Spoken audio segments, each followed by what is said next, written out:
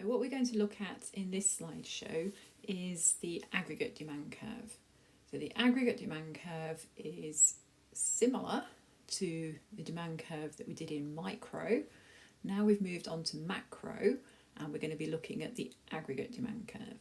So the demand curve that you looked at in micro was for individual goods or services. So for example, we would have drawn a demand curve for bananas and looked at how the quantity for bananas changed when there was a change in price. In macro, the demand is overall demand for everything. And when we move on to the formula for it, you'll see what I mean. So the formula for aggregate demand is C plus I plus G plus X minus M. So on the next slide, we're going to look at what each of those things mean. But it's important that you understand the abbreviations, because I can be a little bit confusing, because I is used for investment, but some people like to feel like I should be for income or for imports, but it's not. When it comes to income, we're going to use Y, and imports, as you'll see here, is M. So I is investment, G government spending, X for exports, and M for imports. If we do exports minus imports, we sometimes call that net exports, or it's sometimes known as the trade balance. So what we're going to do next is we're going to look at what each of these letters means. So these are known as the components of aggregate demand. Consumption.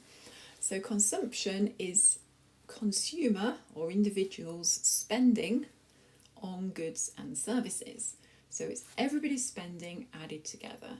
So that would be spending on food, clothes, internet, gym, haircuts, electricity, cars, petrol, etc. Everybody's spending on all of those things and more added together. That is consumption. That's like the total consumption in an economy. Investment, now this is one which is often confused. Investment is business spending, right? So businesses spending on machinery, research and development, training their workers, expansion. All of those things are known as investment when it is businesses spending. Now, a lot of people think that investment would be buying a house, as consumer or an individual investing in a house. Now, we might use that phrase outside of the economics classroom, but in the economics classroom, that is consumption. That's a consumer spending. It's not investment. So investment in the economics classroom, be very careful. We're not investing in shares in the economics classroom. In the economics classroom, investment is businesses spending. So it's only businesses spending. It's nothing to do with consumers spending on something to better themselves. Government spending, that's a little bit more straightforward. So government spending would be hospitals, schools, roads, furlough scheme.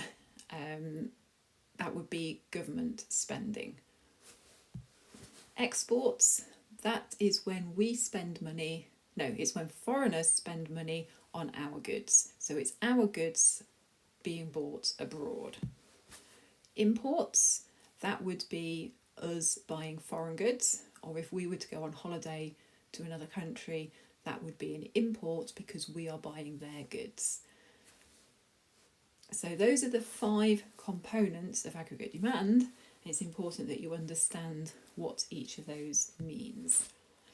So this is the aggregate demand curve.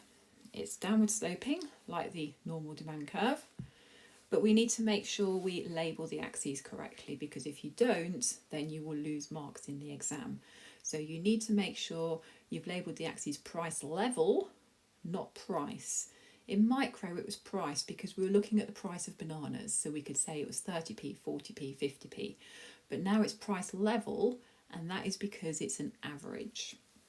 And then on the y-axis is real GDP, and we just label it with AD. So just watch out for the labels. So in micro, it's price and quantity. In macro, it's price level and real GDP, or real output. Then we look at, just very briefly, we're just going to talk about shifting the aggregate demand curve. So it's just like in micro, you shift the demand curve to the right, which is an increase in demand. You shift it to the left, which is a decrease in demand. So if you think back to your formula, if C, I, G or X increase, that's going to lead to an increase in aggregate demand. Or if M decreases, because remember you subtract M from the formula. And then if you want to shift to the left, that's going to be C, I, G or X is decreasing or M is increasing. So in the next slideshow, we're going to look at in more detail what's going to cause C, I, G, X or M to change and therefore shift the demand curve.